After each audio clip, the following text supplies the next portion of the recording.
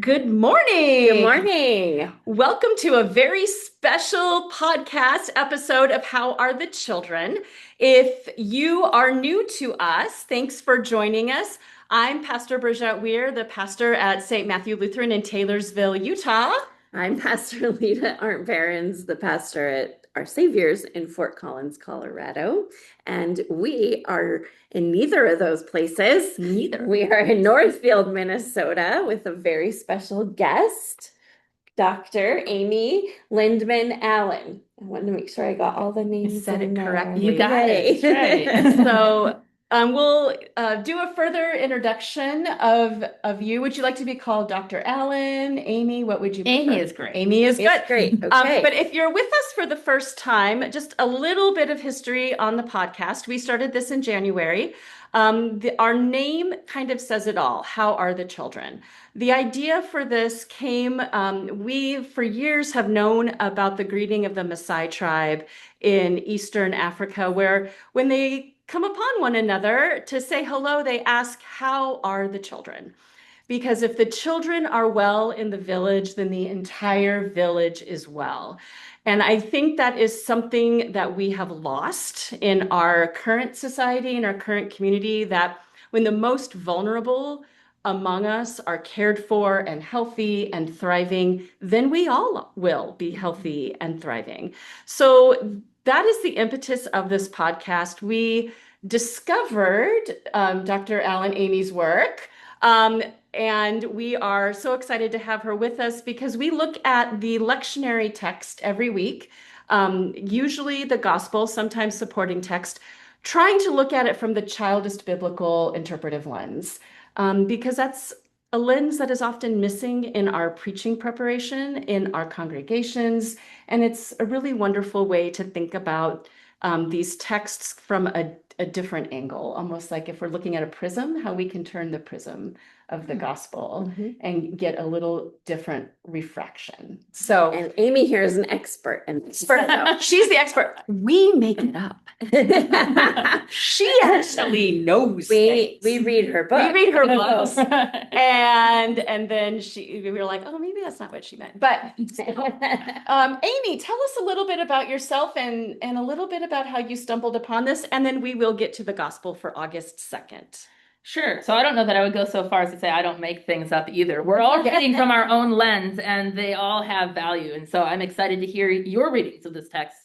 I'm an associate professor of New Testament at Christian Theological Seminary in Indianapolis, Indiana. So also not from Minnesota here.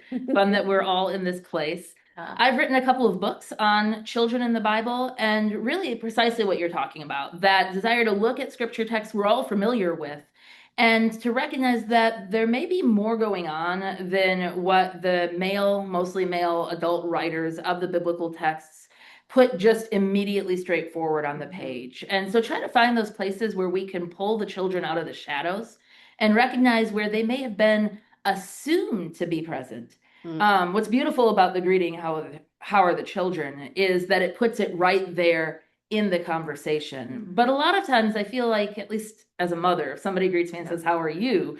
It almost immediately goes to what's going on in the lives of my children. Yep. And so in the ancient world, the same. Children were assumed in a lot of places where the patriarchal authors just didn't necessarily write about them. Right. And so my books are really about trying to identify some of those places. If you're new to childist criticism, I'd highly recommend the book I wrote, The Gifts They Bring, What Children in the Gospels Can Teach Us About Inclusive Ministry. There may be a prop. Because that book gives an introduction to the kind of work this podcast is doing related to reading for children in the text. I also recently just published a book that you probably don't have in prop. No, that is I just called about this. Parenting Beyond Boundaries. I wrote that together with a colleague of mine, Sunguk Lim.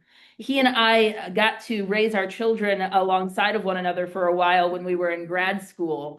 And so it was natural for us to develop from these questions about children to how do children and parents really interact? And that's what that book is about. Okay, I look forward to I do. I can't wait to read that one. Yeah. So the book we do have, and that is The Gifts They Bring, and we highly recommend that you check this out. So Yeah. and we're Bridget, I forgot mine, but she's gonna get to fangirl and I signature. get to have Amy sign it. You So can, like, sign my arm. yeah, but I'm really excited.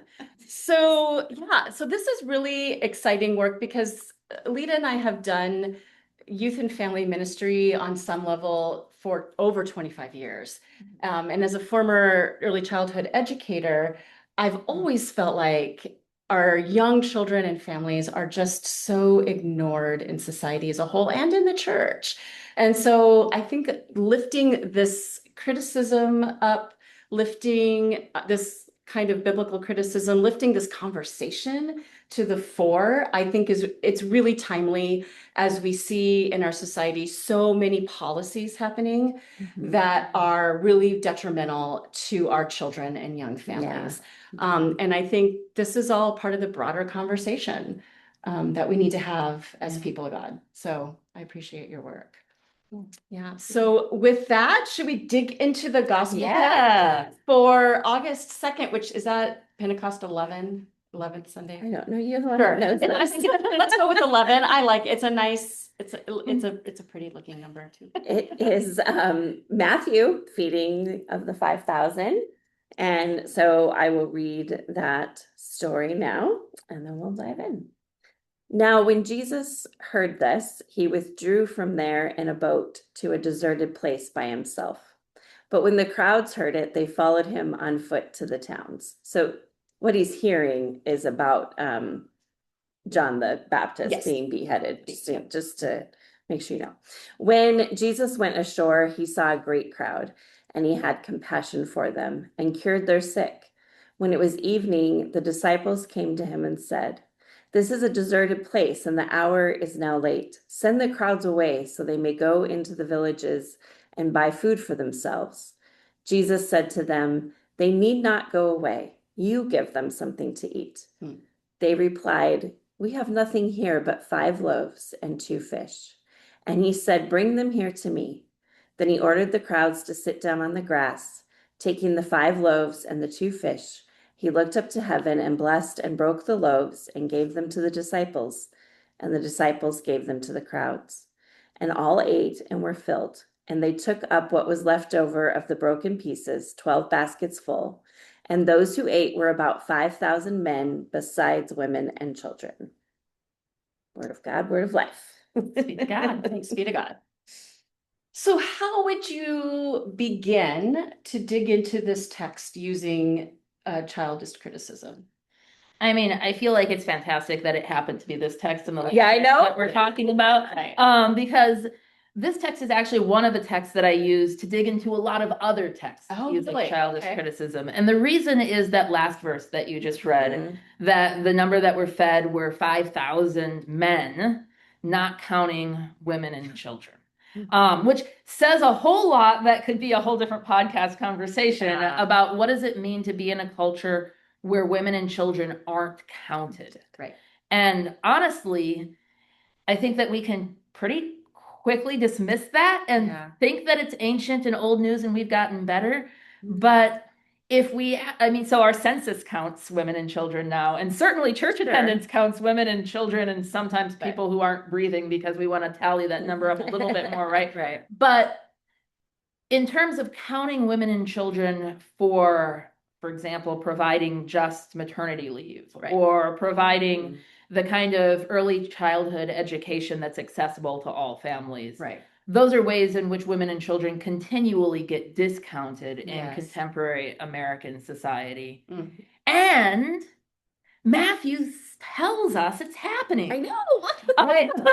So Matthew has something to say about that, right? Matthew's like, Guess I'm just going to mention this. I'm just going to throw that out there and see where it lands. Yeah. And I'm not sure Matthew's critiquing the society. If anything, I think Matthew's just excited about how big the miracle was, right? Like 5,000 men were fed and women and children. And so we don't have any idea how big that number really is. It could easily be 10 or even 15,000. I mean, because there were probably similar numbers of women following men. Right. And then the number of children we can debate or discuss about. But I like to imagine that there could have been a robust number of children in those crowds as well. Yeah. And so what Matthew does for us is he puts on the page the thing that I think is in the minds of all the other gospel authors and all the other places where Matthew talks about crowds and doesn't tell us that there were women and children. So Matthew tells us here because he wants us to think about the big number. Right. In other places, for example, when Matthew talks about the crowds who are following Jesus or the crowds greeting him in Jerusalem when he comes in on Palm Sunday, he doesn't necessarily fill out that detail that women and children were there because he's in the patriarchal, curiarchal world. And for him, that women and children were there. Sure.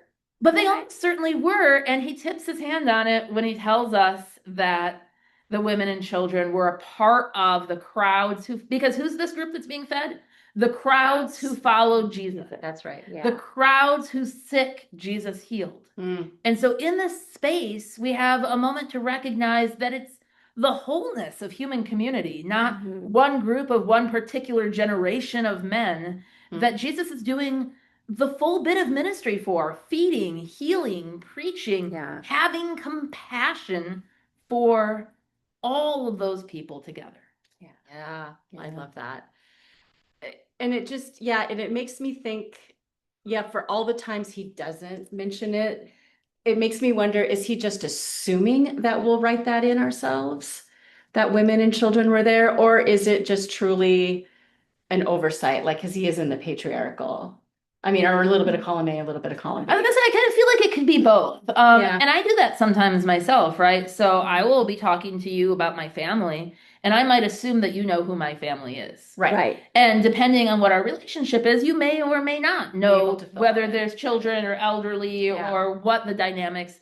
And so I think that in the ancient world, there was a lot more off the page than there was on. And that was just the cultural style of writing completely apart from patriarchy. Right. And this is an example where perhaps that intersects with patriarchy. But I don't think, what I would say is that I don't think Matthew's trying to hide it. Right. In other words, I don't think Matthew is hoping that when we read this text, he probably couldn't have imagined we'd be reading it 2,000 years later. But however many years later, I don't think he's hoping that we'd forget about the women and the children.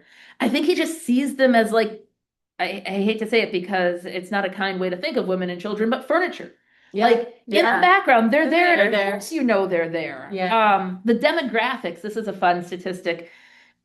It's a made-up statistic. That's what we scholars do. We make things up based on, looking at the ancient world and running numbers and guesses. But people who are better at running those numbers and making things up than me have suggested that the demographics in the ancient world, based on needing to support a relatively stable population, in light of the fact that people died earlier because of disease, that there was infant mortality, that children were more susceptible to disease, that you probably would have had about 30% of your population as children at any given point of time. Okay. And that's defining children, by the way, at like 12 or 13 and under. You're counting adults after that. Okay. And the reason for that is that two people would have had to have 3 to 5 children for the population to not even grow. Oh, just replacement. Sustain replacement because children would die or adults would die without having children. And so the image I like to have when I think about these crowds following Jesus is something like Disneyland. So I imagine it's not just like walking down the streets in Northfield, Minnesota, where I'm going to run into more adults than children. Right. But that it's actually walking down the streets in a place that intentionally has a higher ratio of children. And if you stopped and asked about my vacation to Disneyland, I wouldn't necessarily mention all the children that were there, but you would picture it, right? Like you would assume you it. Would see that down Main Street Disney, and you would see those kids and that interaction. And that's sort of the demographic ratio that they would have had. Interesting. Okay. All right. Yeah. So as I think about like this text and, most of the folks watching this podcast are preachers. I'm kind of thinking, so how do I draw that out in it? Like, where's the good news in that, right? Where's the gospel that Matthew mentions these women and children? So we're at this wonderful conference at St. Olaf in Minnesota. And yesterday, the theme of the day was all ages. Yeah. And I think that that's the gospel in this text for me, is that all the things Jesus does in this text, he does for all ages. I'm not even certain that with this particular telling that I would lean into children necessarily, depending on your context, as the sole category, but to Right. think about what it means to be in an intergenerational worship Mhm. space where the preaching, the healing, the compassion, the feeding is not just for the adults. Mhm. Or I should say, not just for the middle-aged adults, right? Or the Right. young Yeah, adults. yeah. But it's Right. also for the children, and it's also for the elderly, and potentially even the infants who couldn't eat the bread yet, but were Exactly. there on their mother's chests, wrapped up and Mm-hmm. following because that's where their mother went. So for me, I think that the gospel in this text is the sense of community Yeah. that's just sort of implicit in these crowds that are with Jesus. Yeah.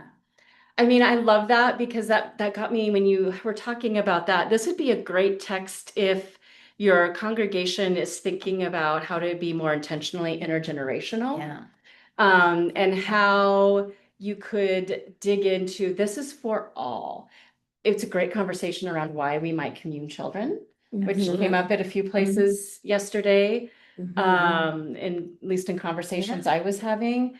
Why we include children in worship, why children can participate as worship leaders or Yeah. leaders in the congregation. I think this text has really multivalence, right? In that way, you could use it with your counsel, you could use it in Bible study, as well as a preaching text with, the RCL. Mhm. But yeah, so that made me think about that because I think we miss the intergenerational pieces in our worship services so often and in our leadership. Well, and it ties back to the parables that are right before and Yes. the political events that are happening right before. Right. That all of this affected the young and the old, and we don't know what the children felt or thought or said, but we know they would have heard these things. Absolutely. Yeah. Yeah. And I mean, you named it as you were reading the text that what Jesus is coming away from having just learned is Yep. that John the Baptist was beheaded. Mhm. And so, in terms of the ways that I could see it, this text being preached, it's not like Jesus waited for the right moment to love and Right. bless the crowds. No. That No. he's having a bad day. Yeah. Maybe the worst day he's had to date in his ministry. Yeah. And he was trying to get away and get some space. And the crowds, including the noisy children and the people who, all ages perhaps, were grumbling, they were hungry, are there. And he has compassion for all. Well, of and them. they could have been grieving. They may have followed John the Baptist. Yeah. Oh, some of those crowds. Yeah. Because Absolutely. before. I mean, it could be that might be part of Matthew's point with the Might be numbers. part of why they were gathering too. Right. It's like, hey, this other leader has just been executed. Mhm. Jesus, what's going on? Right. Yeah. So that could be some of what's happening here. That's a great Mhm. point. I had another thought and I just lost it. So I'll come back to I mean, when you think about it in that way, I think that's a really important thing to remember in our contemporary world too, because sometimes we get so Mhm. caught up as adults in how the contemporary world and all of the things going wrong in our community, in our state, in our country are affecting us, that we don't realize the ways in which they're impacting children. Yeah. Right. And kids learn pretty quickly to mask Yeah. and to not always tell Yeah. us that's something that they're actually maybe better at protecting their community than adults are because right. if they see that adults have too much on their shoulders, they're not as apt to tell us that this They thing aren't. is weighing on them as well. And I had a child last summer who came we have an after school program, and he, upper elementary, just said, "What are we talking about today?" And I said whatever the Bible story was, and he said, "Okay, good. At school, all they talk about is what's happening on the news, and I don't want to hear about it anymore." And so like he actually articulated, like, could we just, like, he was saying, I need a break.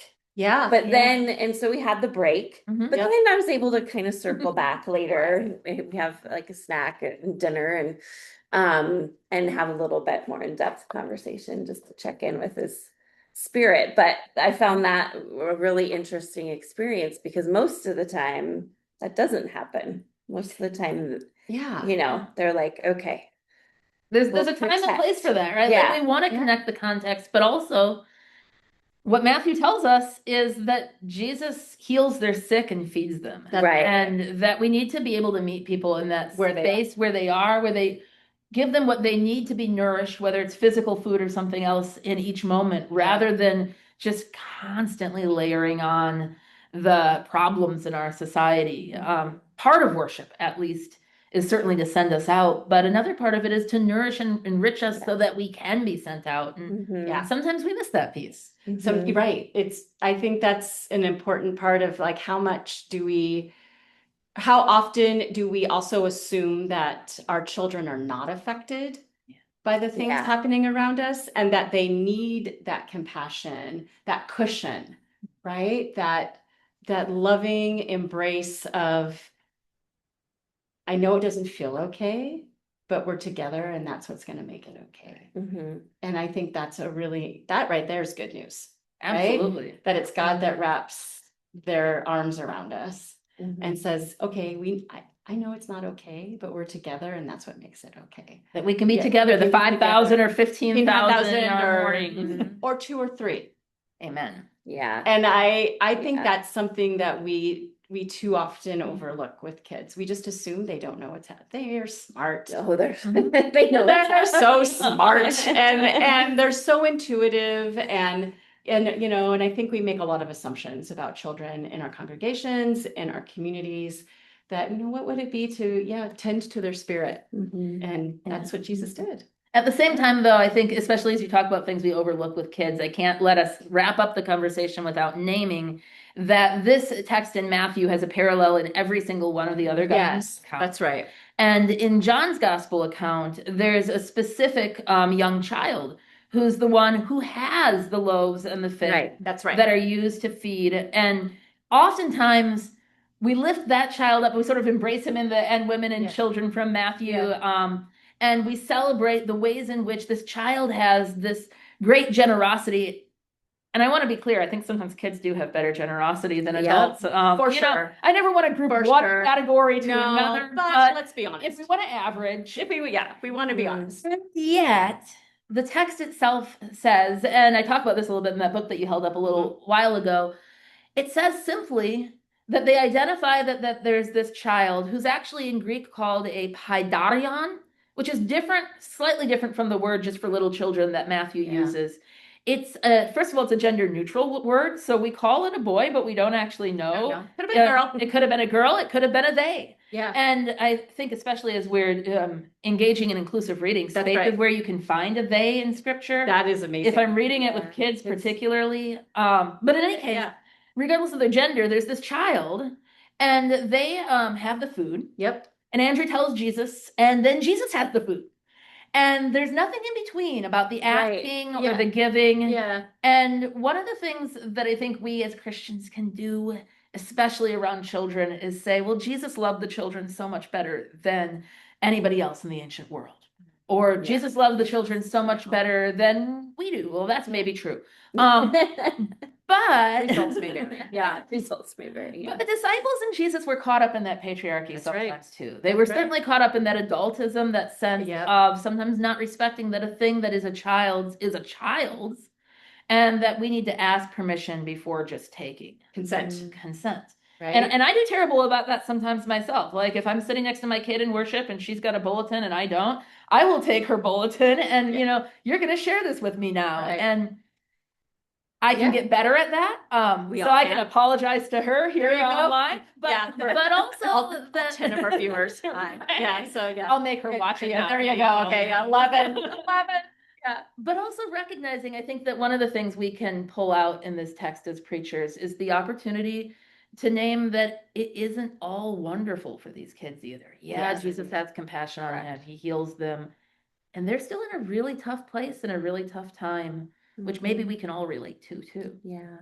I think that's a great way to wrap up our time with you, because that's Jesus meets us where we are, and we can all relate to the world around us, and that we're all together as community, and Yeah, Jesus Yeah. meets us. So one of the things that we do at the end of our podcast is we kind of answer the question, how are the children?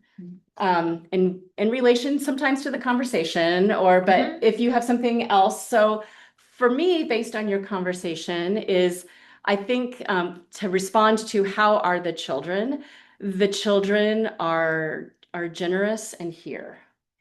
That would be my response today. Lita or Amy? I think how are the children? The children are with us.